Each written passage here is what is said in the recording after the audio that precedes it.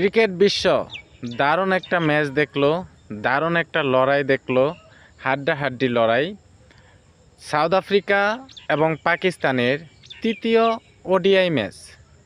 South Africa প্রথমে bat করতে নেমে নির্ধারিত 50 ওভার পূরণ করতে পারে নাই।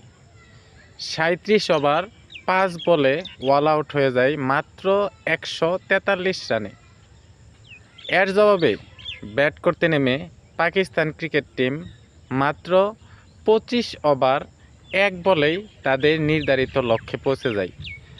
আর এই 144 রান করতে গিয়ে পাকিস্তানের 3টি উইকেট হারিয়ে যায়। তারপরেও সাউথ আফ্রিকা ক্রিকেট টিম পরাস্ত হয়েছে পাকিস্তানি বোলারদের কাছে। সাউথ আফ্রিকা যে এভাবে 50 ওভার খেলতে পারবে না, মাত্র 143 রানে গুটিয়ে যাবে, সেটা আসলে কল্পনাপ্রসন্ন ছিল।